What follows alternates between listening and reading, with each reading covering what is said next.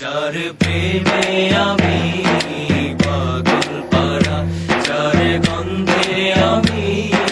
মাতোয়ারা, যার সুবাস পেয়ে